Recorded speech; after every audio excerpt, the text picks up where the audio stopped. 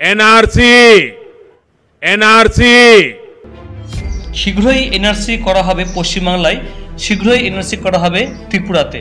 আসামে এনআরসি হয়ে গেছে, এবার এই এনআরসির পালা পশ্চিমবাংলা এবং ত্রিপুরা।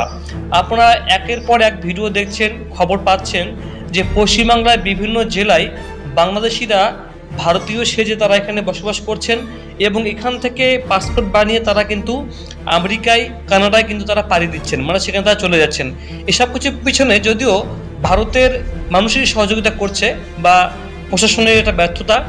তো আজকেও এরকম একটা খবর এসেছে, একই ব্যক্তি, একটি মুসলিম ব্যক্তি যে কিনা বাংলাদেশের নাগরিক এবং ভারতেরও নাগরিক, একই সঙ্গে দুই দেশেরই কিন্তু তার যে আইডেন্টিটি কার্ড সেটা কিন্তু রয়েছে, মানে দুই দেশেরই তার পরিচয়পত্র রয়েছে, অর্থাৎ একই ব্যক্তি দুই দেশের নাগরিকত্ব নিয়ে রয়েছেন।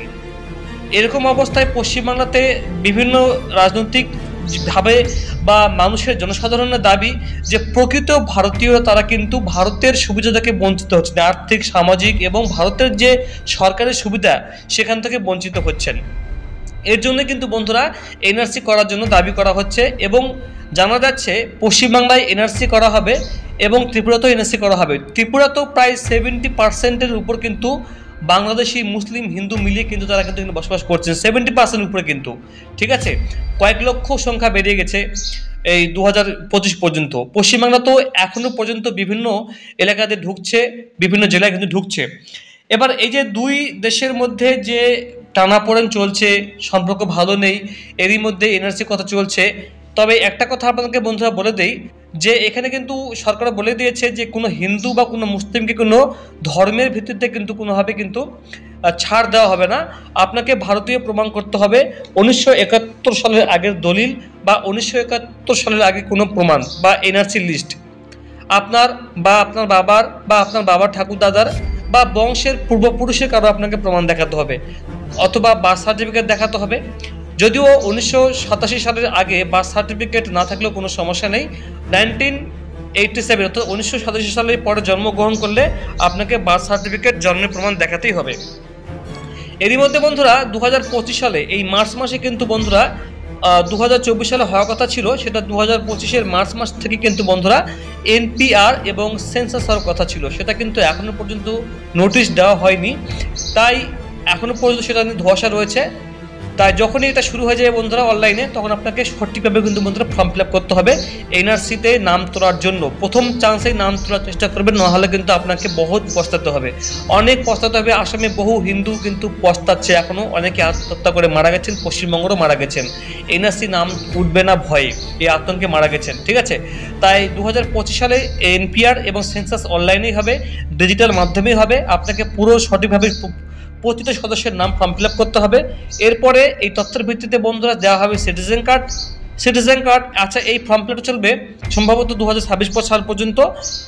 এই যে মার্চ মাস না হলেও এপ্রিল মাসেও হতে পারে। তাই 2026 সাল পর্যন্ত আবেদন চলবে।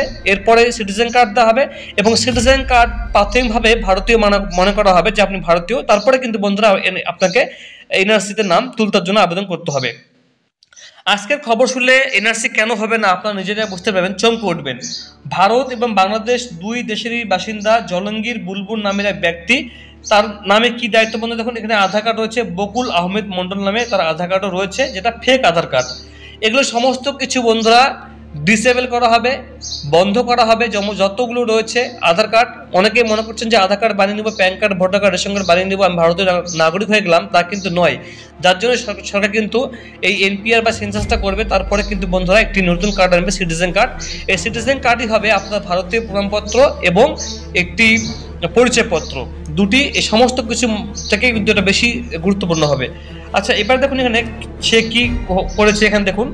একই সঙ্গে ভারত এবং বাংলাদেশের বাসিন্দা বুলবুল নামের ব্যক্তি মুর্শিদাবাদের জলঙ্গি সীমান্তে চাঞ্চল্য শুরু হয়েছে। ওপার বাংলায় বুলবুল আহমেদ বকুল নামে ওই ব্যক্তির সচিত্র পরিচয়পত্র রয়েছে, মানে বাংলাদেশে তার কার্ড রয়েছে, আবার এদেশে তার আধার কার্ডে নাম আছে বুলবুল আহমেদ মন্ডল। এরপরে খাদ্য সুরক্ষার কার্ডে, মানে রেশন কার্ডেও নাম তোলেন পরিবারের লোকেরা, অর্থাৎ তার এখানে ফ্যামিলিও রয়েছে।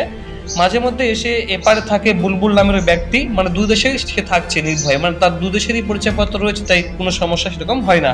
আবার ওপার বাংলায় গাজীপুর থেকে একটি কোম্পানিতে কাজ করছেন বলেই জানা যাচ্ছে ওই ব্যক্তি। তো বন্ধুরা, আপনার কি মনে হয় জানাবেন কমেন্ট বক্সে। এই সব খবর শুনে আপনার কি মনে হয়, এনআরসি কি এখনই দরকার কিনা অবশ্যই কমেন্ট জানাবেন। Thank you so much.